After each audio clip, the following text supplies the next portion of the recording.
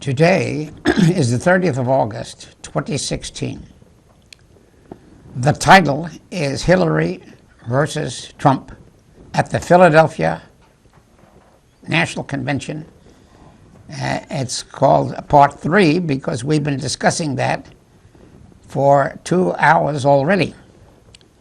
And my discussion leader, or interlocutor, or colleague, is David DeWitt, reporter and journalist and editorialist for the Athens News. I am Robert Whaley, retired historian from Ohio University, and this is the Athens Speakout number 379.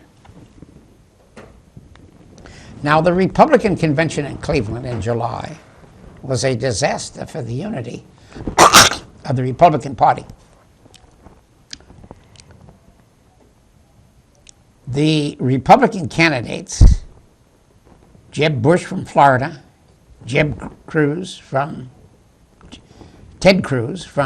Texas, and Mario Cuomo from Florida, Rubio, could never stop Donald Trump from winning the nomination.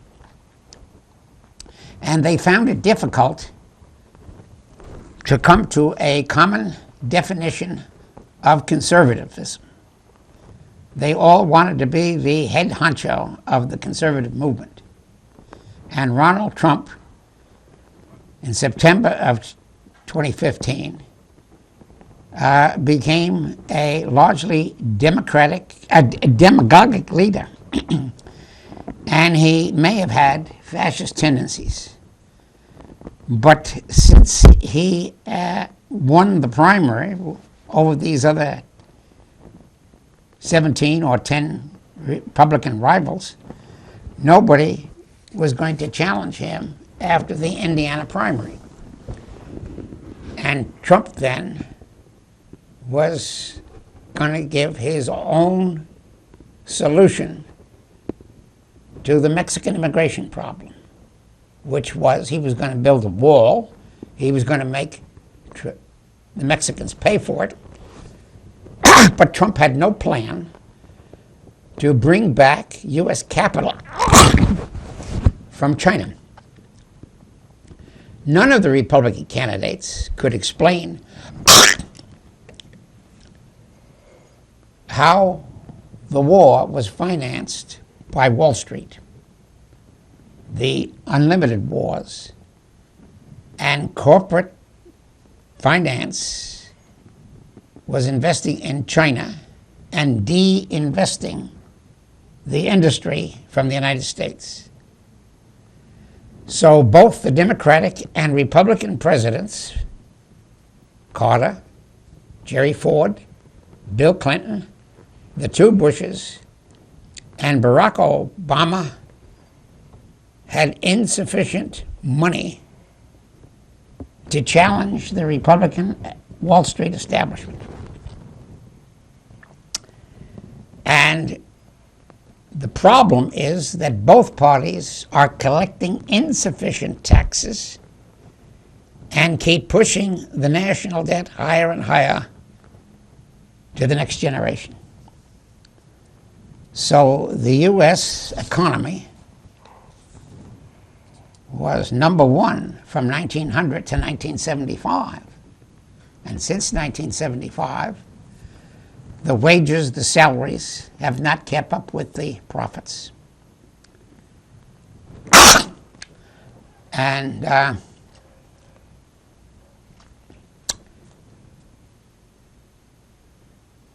Bernie Sanders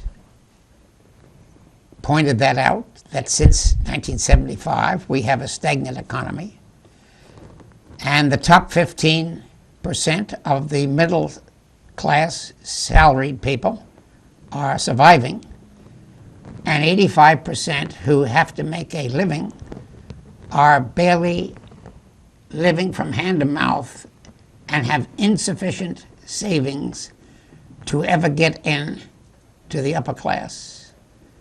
So they are retiring with Social Security and Medicare benefits which just allow survival.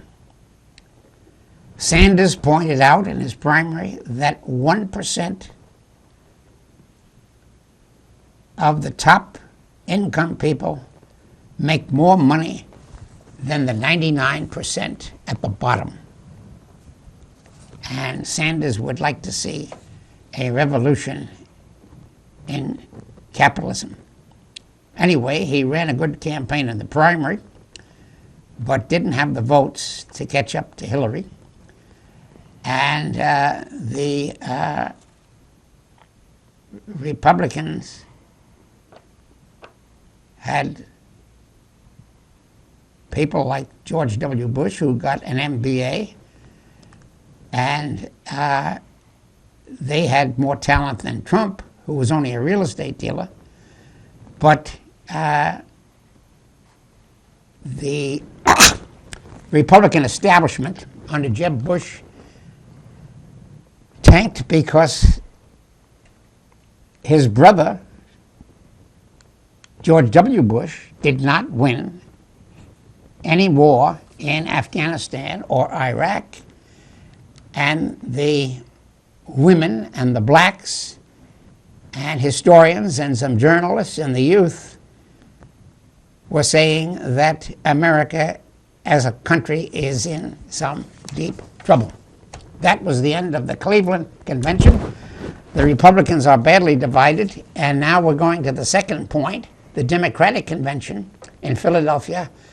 The Democrats emerged united, unlike the Republicans, and they picked the right city for the 2016 convention, and the theme was Philadelphia in 1776 to 1789, the city of Benjamin Franklin, Thomas Jefferson, George Washington, Alexander Hamilton, John Quincy Adams, the Enlightenment, deism, Unitarianism, and they then were way on the left of the present-day hacks who are running in both the Democratic and Republican primaries and general elections.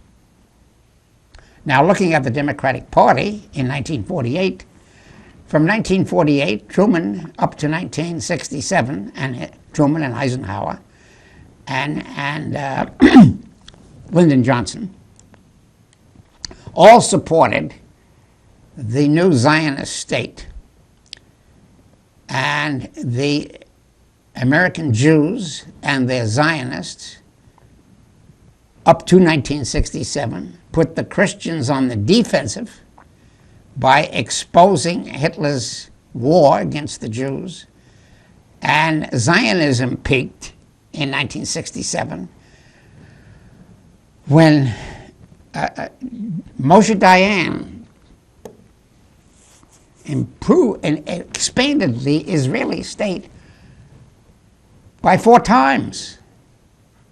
And they had a quick truce to the 1967 war, in which the British, the French, the Germans, and everybody but the United States is becoming increasingly suspicious of the Zionist state. And that has been the problem of the Democratic Party. How loyal are they to the small Jewish community of only 2%, but they have pretty good finance, and the Democratic Party is beholden to the upper class media and Hollywood for funds. Now, you want to have a question? I have a question for you, though. Yeah, good. Because a lot of Jewish people that I know personally are not Zionists. Yeah, that's true. But do you think that the moneyed influences that are that have the fundraisers and meet with the Democratic politicians, do you think that they are by and large Zionists? Okay, well, what I'm saying is, after 1967, the American Jewish community is dividing. Mm-hmm.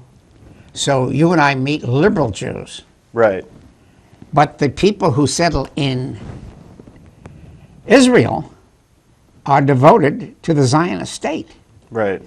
and they come to the APAC, the American Israel PAC, every year and beg for funds to finance the Israeli Air Force to outgun any Palestinians. So we have an unresolved Palestinian-Israeli conflict. Well, I have a follow-up question then. Yeah. Do you think that they are opposed? Who's they? The people that you're talking about, the people who attend AIPAC, are they opposed to the two-state solution? The people who attend AIPAC from the United States want to get the Jewish vote behind them. Like, why isn't it? It seems like most of the world agrees. Yeah, that most the of the world, two-state right. solution Okay, is the solution. Lyndon Johnson came from Texas. He wanted to be president of the United States. In order to be president of the United States, he had a campaign for Kennedy. Kennedy is a liberal, a liberal Catholic. Kennedy is supporting Martin Luther King. So Johnson needs the Democratic vote, both conservative Democrats and liberal Democrats. But on foreign policy, his State Department, his War Department, cannot afford to criticize the State of Israel in fighting the Palestinians. Now, when Johnson was president in 1967, and Moshe Dayan won this big victory, Johnson could not condemn Moshe Dayan's imperialistic grab. They said, we have to go to the UN. And the UN passed a resolution called 242. And the British drafted it. It said that Israel has overreached.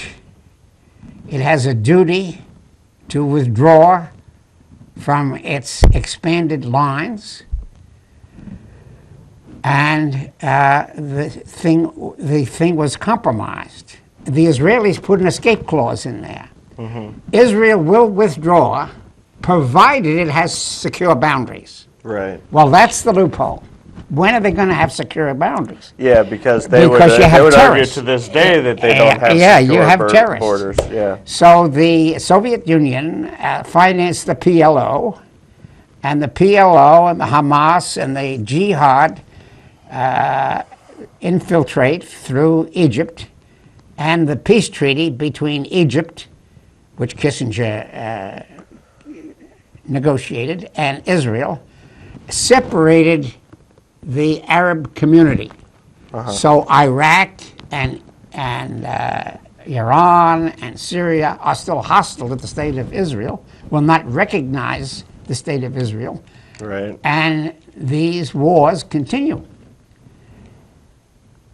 We've had constant small wars from the point of view of the United States, but the American taxpayer is paying for these Israeli wars. Oh, yeah, absolutely. Well, some Jews are getting a little bit more idealistic and say, hey, we got to put a little pressure on Israel to negotiate. And I agree. I don't think that they can do it with the administration of Benjamin Netanyahu in That's place. the problem. He's a super hawk. They're going to need to have a more liberal president of Israel if they're going to do that. Right, anyway. So anyway, to get back to the theme I was saying, the American liberal Jews are supporting American liberal principles like George Washington, Abraham Lincoln, Franklin Roosevelt, Martin Luther King, and are trying to put pressure on Israel to negotiate. Now, Bill Clinton tried, but when he gets Arafat and the Israeli president in the same room, they don't agree. Bill Clinton tried to, not Bill Clinton,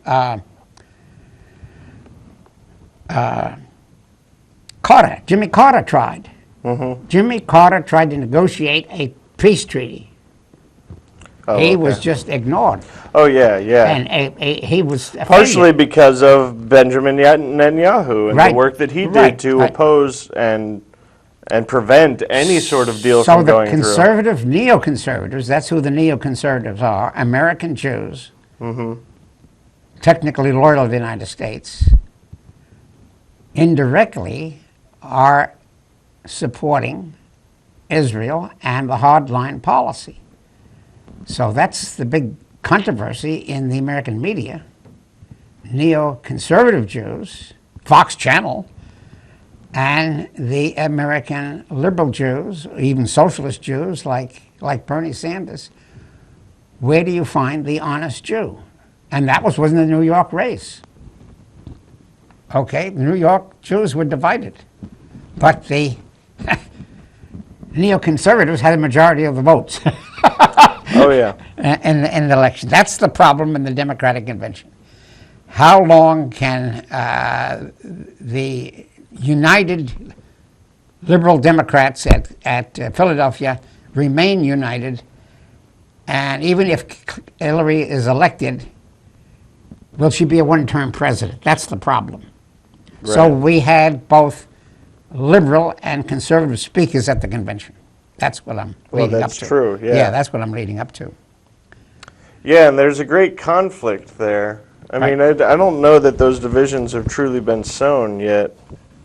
What disturbs me is to find a lot of Bernie supporters, and I don't know if it's a lot of Bernie supporters as far as a percentage. These are the youth. But to see some Bernie supporters turning to a person like Gary Johnson.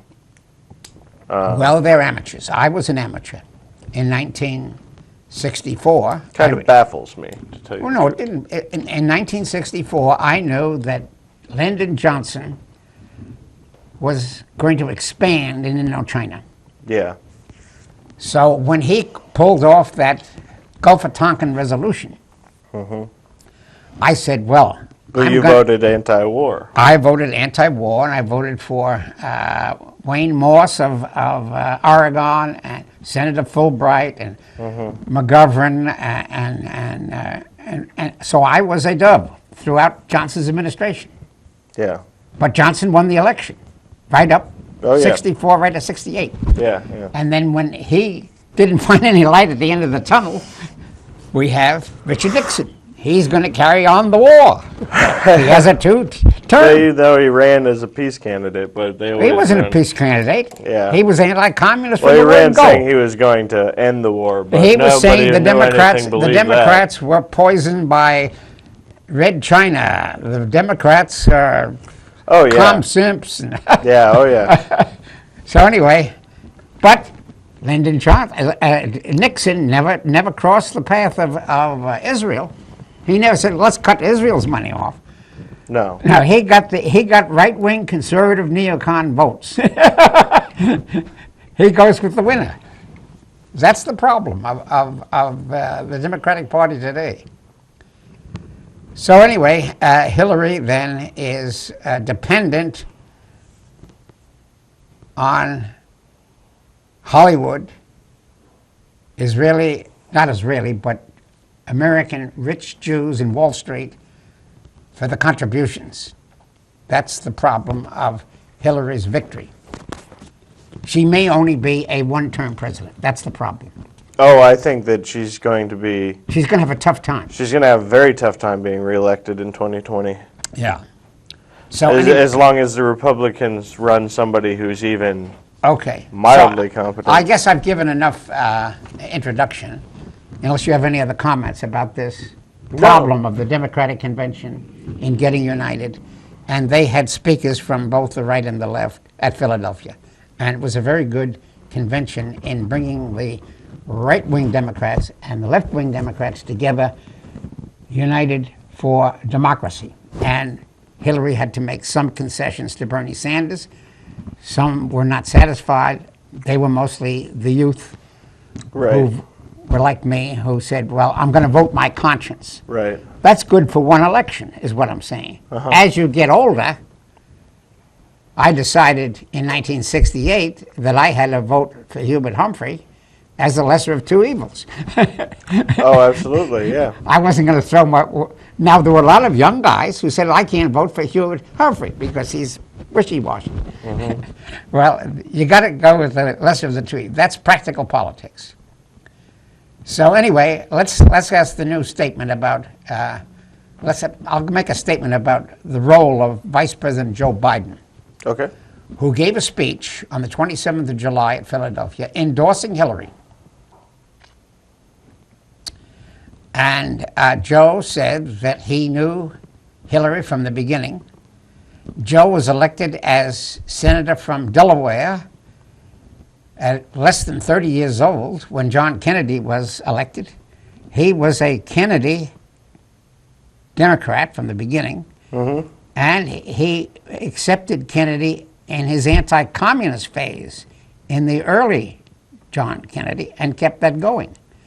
Now, John Kennedy, after he got into the office in 1963, decided to vote for the Atmosphere Test Ban Treaty. John Kennedy was moving to the left beyond Joe Biden. Joe Biden was always an anti-communist. And as Secretary of State, he then supported center and conservative Democrats. Anyway, Biden then endorses Hillary as a good Secretary of State, and Biden then gave a campaign speech in favor of Hillary as Secretary of State. And Biden then was a little bit critical of the Vietnam War and gave Bernie Sanders some good advice. So in a sense, the late Joe Biden began to discover his criticism of further Middle East wars and told Bernie he would have to cool it a little bit.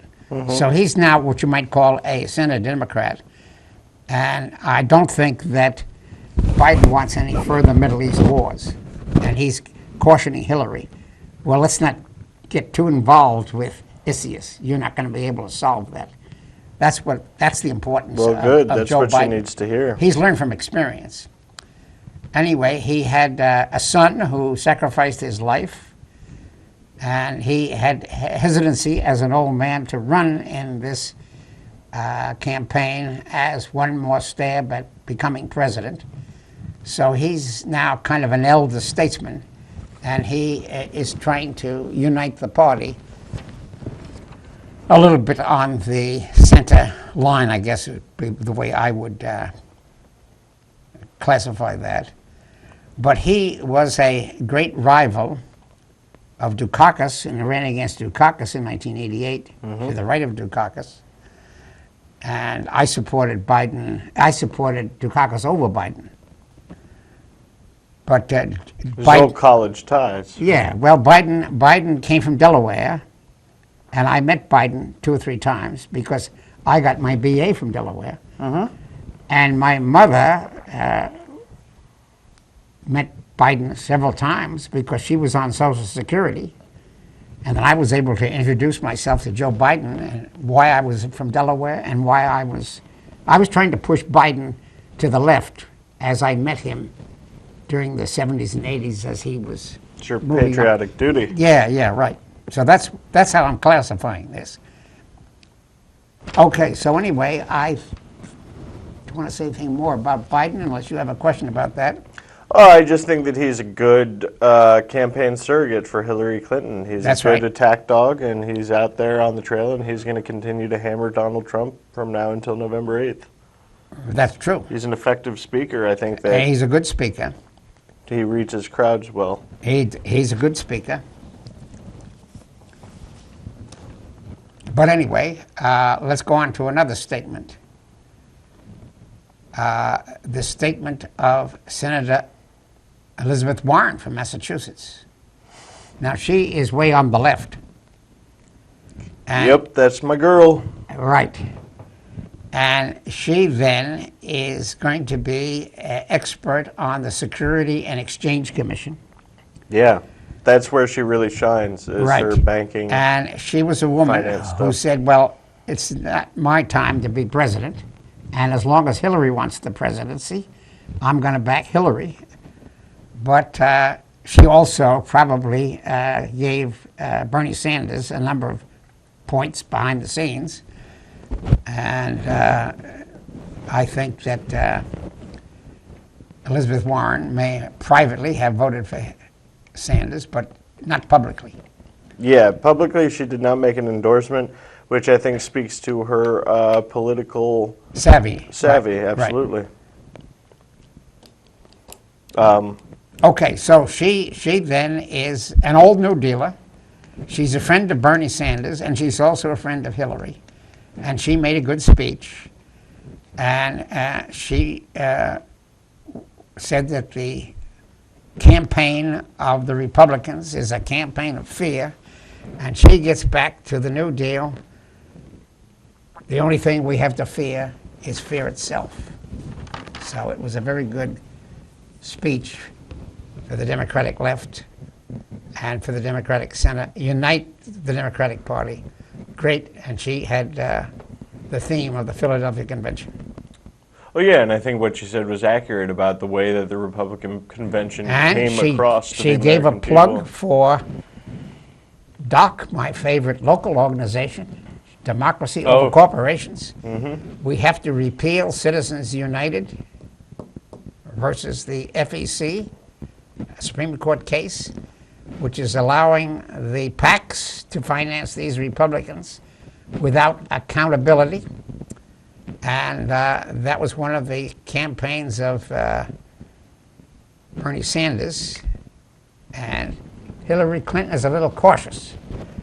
She's saying she might consider it, but she's not going to stick her neck out on that. Yeah.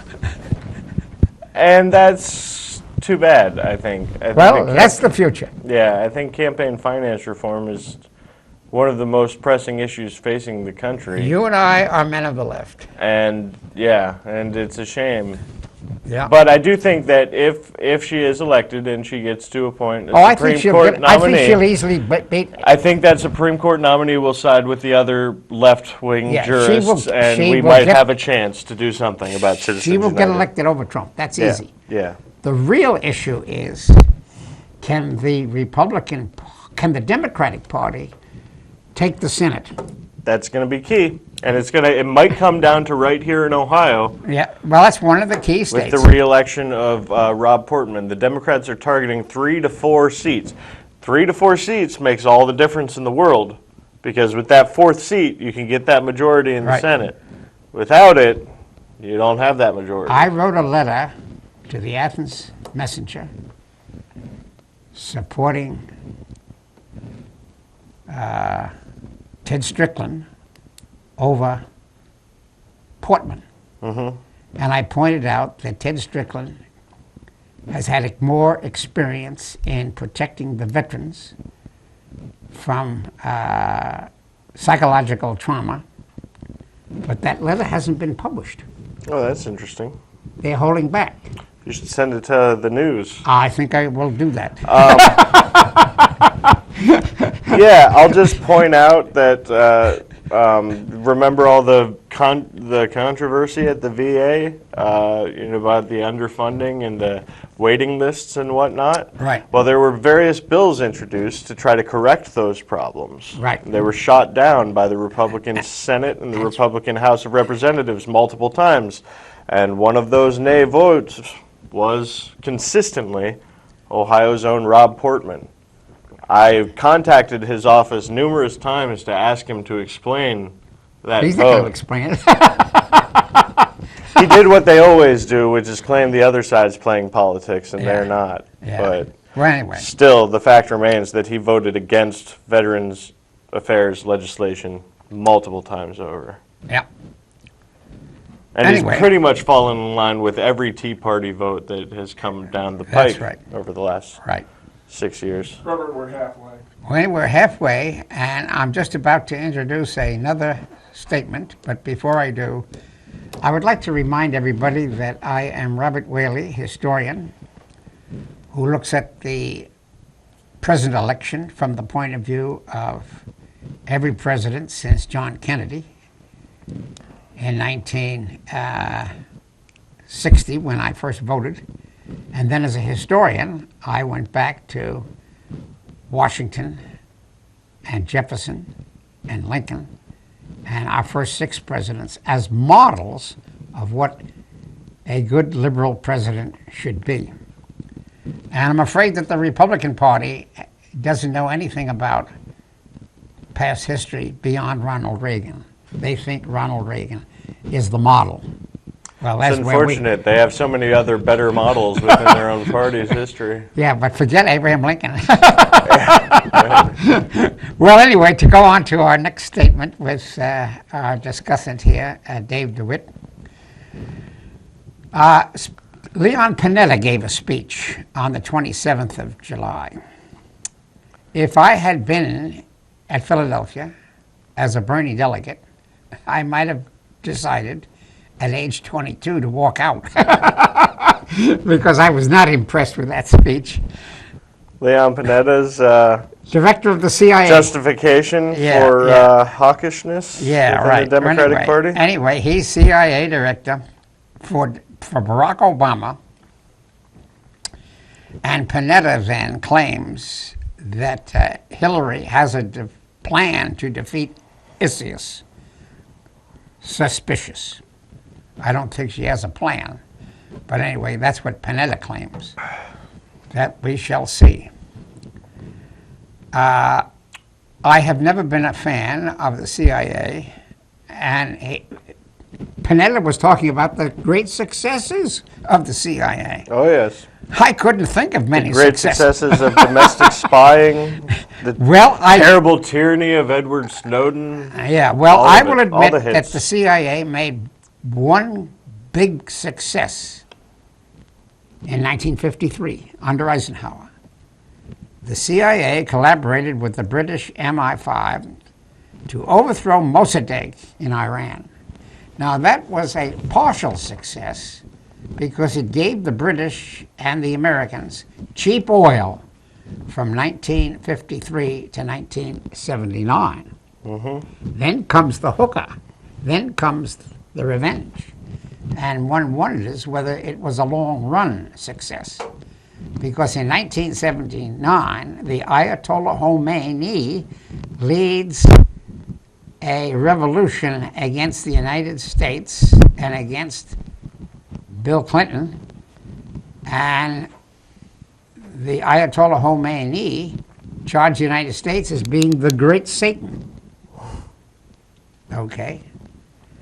And so maybe the CIA operation was a short-run success for LBJ and Richard Nixon, but we have since been in problems with Iran and Pakistan and internal wars in the Middle East. So the CIA has not made many successes in Iraq or in Afghanistan. So I say that in the long run, their military operations have been mostly failure. Their track record is abysmal. Abysmal, right. If you're judging purely by performance. Yeah, meeting goals. Right. Setting goals and meeting them. So, at 86, abysmal. I'm too old to be doing any protesting. And I can just point out the historical record and allow the next generation to be cautious of Hillary and the CIA and her connection with the CIA. Because she, as wife of Bill, drifted into the Yugoslav Civil War. That's never been fully explained. And she's drifted into Libya, never been explained. So I was not a fan of the CIA. But anyway, to get on to Panetta's argument, he said that Panetta and Bernie Panetta and Barack Obama, to satisfy Obama's ego, agreed on a plan to assassinate Osama bin Laden. That's his great success. They carried it off. But there's an after cost. What happens to the rest of Iran? What happens to the rest of the Middle East? You can't destroy a hornet's nest with a stick. So, okay, they got rid of Osama bin Laden. But how many recruits then joined the various Islamic terrorist groups? Yeah, it's not like cutting off the head of the snake. I mean, so I was not too impressed with Panetta or there is no silver bullet. No for silver bullet. that situation. Okay, so Panetta gave his plug for CIA operations. But I have my suspicion. Do you have any other comments about that? Questions, doubts? Yeah, I mean, he gave a hawkish speech. I'm not a hawk, so I Yeah. wasn't impressed by it. I Right. didn't like it. He didn't sell me. I didn't walk away thinking, oh, actually, the CIA, they do some pretty good stuff. No, I'm pretty unimpressed by their work, to tell you the truth. And it goes back to the same problem that I have with a lot of the military adventurism in the Middle East, and that is the simple fact that it costs a ton of money, Right. and we don't accomplish our goals, and we create extensive collateral Correct. damage. Correct. That has extensive blowback and Right. exacerbates the problem. So if I'm making an investment in something, and I'm investing large amounts of money, and I'm not getting any return on my investment, and I'm actively causing harm to myself by continuing to invest that money, I'm going to stop investing that money there. I'm going to stop investing in those goals. And I think it's insanity that we continue to do what we do in the Middle East, expecting a different result. We both voted for Bernie Sanders in the primary. That's true, we did. And that's all we can do. I mean, At this point. We voted with our... Right, with our intelligence. Yeah. And we're telling the citizens of Ohio is let's look at past history of model presidents.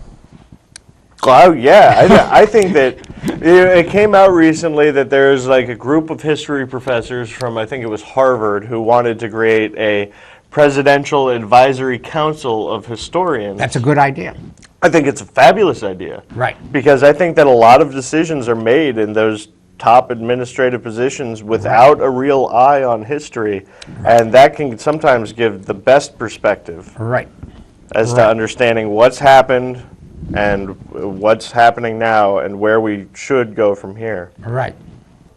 Anyway, the next speech was by Madeleine Albright, Secretary of State under Bill Clinton. She gave a little bit of a hawkish speech. She, as Secretary of State, got Bill Clinton involved in the Yugoslav Civil War. Now, on the good side, you could say that Madeleine Albright did secure the independence of Croatia and Albania as nation states from Serbian domination, but at the cost of breaking up the Federal Yugoslav Socialist Republic. It was motivated by anti-socialism rather than what really could help the United States in the long run. Right. So there's another example of overreach, in my opinion. I agree, and I don't think that sees as much controversy as it should. Well, I wrote a book on the subject, but my book has not become a bestseller. Yeah. It's an email book, and there's no reason why it would, because the State Department line was, we have to stop Milosevic for ethnic cleansing. And my line Right, exactly. was that Croatia was just as much, if not more, involved in ethnic cleansing. Absolutely, and that's what is not often talked What's about. good for the goose should be good for the gander. I need to read your book. Well, unfortunately, it's on email, and My former colleague Jim Phillips is really into that. yes, Jim and I had a issue. great Oh, I'm sure you did. Yeah. yeah. And but you got to pay, I don't know, 5 cents a page Yeah. for a printout of it. Yeah. That's okay. I've had one request of where is that book from England. Oh yeah. So I yeah. gave him the address of how you get a printout, email. The email books are books with lots of footnotes, but are not going to sell because the title was provocative. The title was "The American Failure in the Yugoslav Civil War." Oh yeah. Yeah, that title is That is provocative. That is very provocative in a sense. Okay, and of course Hillary Clinton didn't want to see that book in print. So I doubt if now I might get a publisher as time goes on after I'm dead, but who knows. Anyway, that's that.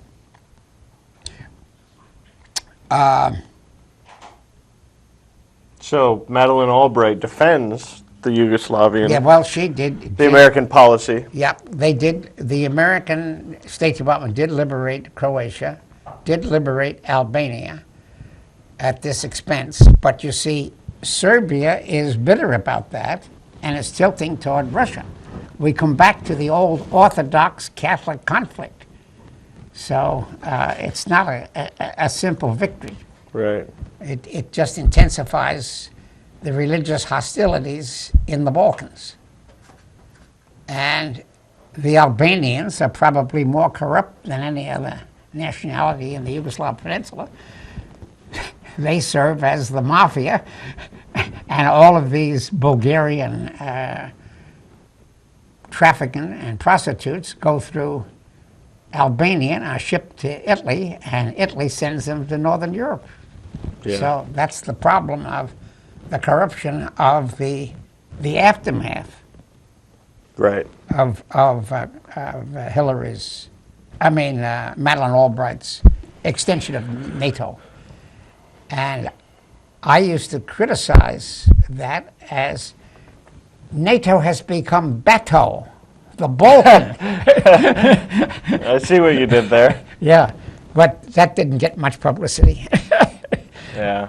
So as NATO expands and gets more and more members, its coherence gets weaker and weaker. And now we have the British and the French and the Germans writing about or campaigning for going their separate ways. NATO is not as strong as it once was. Right. It was much more coherent in 1949. It was really a defensive treaty then. And during the Cold War, or while the USSR still existed, it was much more relevant. I think it's still been kind of groping for its proper role on the world stage well, since. in my opinion, it peaked in 1986 with the admission of Spain. But since then, it's gotten weaker in its coherence as a policy Right. of where they're going to intervene. Now, we have on the deck a not a Yugoslav, but a Ukrainian-Russian conflict. Right. And Obama and Kerry are treading water. Are they going to sponsor intervention on the side of the Ukraine in order to weaken Russia? And how does that profit the United States? So we have Russia now playing footsie in Syria and playing footsie in the Ukraine, and there's no simple solution to that. But there are hawks in the State Department who want to push that Ukrainian issue. There are hawks in that State Department who want to push the Syrian issue. And I say, as a pacifist, to Hillary, go slow on this. Oh, I agree. Yeah, that's all I'm saying. Oh, I think you've got to be enormously cautious with it. And like you said, neither situation is easy. I mean, they're both very complex, and there's no reason that I see why the United States should get heavily involved That's correct. in either situation. I don't see the benefit. Right. Right. If anything, maybe encourage some of those Eastern European republics to assert themselves a little bit, but I don't see. No, but the Ukraine. Well, the Ukraine is a very weak state economically. Yeah, yeah. Is the United States going to subsidize Ukraine? We can't afford it. Okay. Now, Estonia, Latvia, and Lithuania are very weak. Right.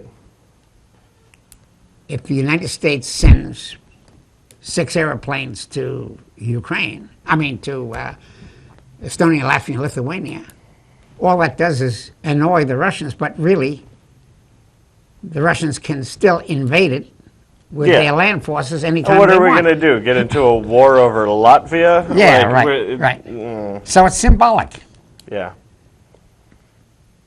Anyway, let's go on to another speech. The speech of Michelle Obama, who defended Barack Obama as a citizen, born in the United States, in Hawaiian Islands. And both Obamas work for equality of men and women. Both are campaigning for federal government and state government, and defending men and women and blacks, and they need to be subsidized with Medicare. And she made a very interesting statement: love your neighbor. And it's not enough to love your neighbor. One must love his neighbor and not merely tolerate him. Well, as a speech, that's pretty good. But as a pundit, I think that she might be overreaching. But in any case, Mark Shield and David Brooks both endorsed that speech as a great speech. And I don't know whether... Yeah, it got great reviews. Yeah, from the point of view of TV pundits. But as a historian, I would like to see that speech in print. I'm not too sure what she really said about that bold speech. Anyway, Brooks and Shields, who were supposedly competitors, both endorsed Michelle Obama, and Brooks, who is a liberal literary Jew, is siding with Mark Shields, a professional Democrat, and they've really ceased debating it because they're both against Trump, and that was a good endorsement of the unity of liberals at Philadelphia. So in that point, it was a good speech.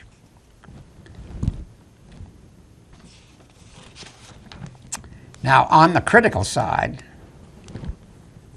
I cite a sociological study by Zoe Hillier, published in the New York Review of Books. And she gives some hard statistics about this sexual problem in the United States. In 1993, 47% of the high school females had premarital sex. Now, she brags that in 2013, that 47% is down to 41%. I call that a slight improvement. So the problem is that TV has put sexuality above a Christian definition of love. And the cult of the virginity, which was popular back in 1948, seems to be gone the way of the dodo bird. Yet I think in the last 2 or 3 years, the young students, especially the females, are coming back to a need for Christian marriage. Well, I'll let you see the future. You'll be here longer than I will. I have seen the studies that have been saying that the millennial generation has been having less sexual influence. partners Yeah, right. than previous generations, such as Generation X. Right. Of course, I'm an older millennial, Okay. so I don't know if I count. Well, how old are you? I'm 31, so I'm like right at the beginning of what's considered the millennial generation. Okay, well, you can always change your mind. I call myself Robert, a millennial. What do you think of that writer, though, that Zoe Heller, Yeah. whatever her name is? I've read her articles in the New York Book Review. Yeah, yeah. I You think she's... I don't agree with a lot of what she has to say. What is your disagreement on? No, I mean in previous articles. Oh, on you know, previous so articles. maybe I'm a little, I don't know, biased or something by saying that since I didn't like her other articles, I'm not sure I would agree with what she said in that article. Did you agree with that? What I'm saying is it's just a factual article. Yeah. Sexuality is not cracked up to what it's supposed to be. Yeah, and that was just her assessment. She's saying that there's a cost to free love. Yeah. What is the cost? The cost is that these women who don't get married, what do they do when they reach 50 years old? They go on Social Security? They go on Medicare? What happens to the old Oh, if they don't mistresses? have What children? happens to... If they don't have children to take care of them? I that what you think mean? that I am a better person having married a wife. Mm-hmm. And my wife and I take care of each other. Yeah. A wife and a husband have intimate trusts. But you can't trust the anonymous Medicare system. Yeah, now, Robert, I like I said, I've read that author before. What was her point in this? Well, I'll read those statistics again. Okay. We're talking about sexuality. Sexuality. What does sexuality mean? One night stand? A mistress? Does she specify? All right, well, this is just a statistic.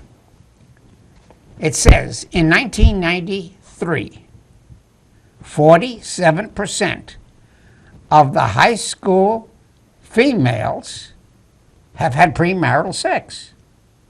Now, when I was in high school in 1948, and when I was in college in 1952, there may have been 1 or 2 affairs, Yeah. but it wasn't constant change of partners, constant one-night stands. And what I'm saying is, what is the relationship between sexuality and crime? Okay? Now, she says that there's been a slight improvement. In 2013, that's 10 years later, right? The 47% has been reduced to 41%. Well, that's somewhat of an It's improvement. going in the right direction. Yeah, but I say it's still got a long way to go Oh, yeah. to get back to the stable marriages of 1948, 1952. I was married in 1954. We were both virgins. That's a rarity today. Oh, I'm sure. How can you have a tariff when everybody else is practicing free trade? Different strokes for different folks, I say. To each their own. That's my view of the subject. Okay, well, you're getting by at age 31. Whatever works for any given individual might not necessarily work Right. for every other individual. Right.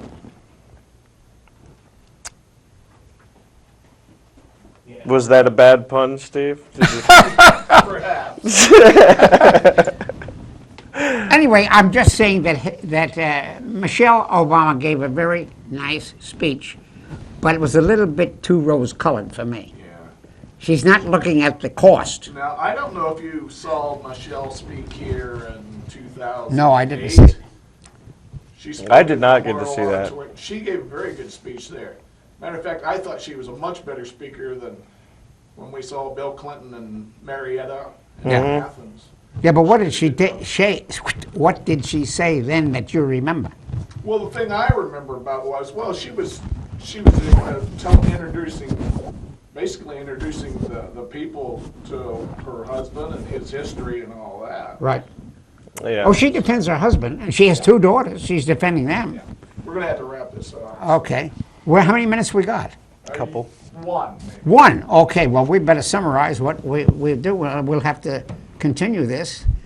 We have pointed out some of the conservative speakers at the Philadelphia Convention who are a little bit more conservative than I am. And in the case of Michelle Obama, you might call her more liberal than I am.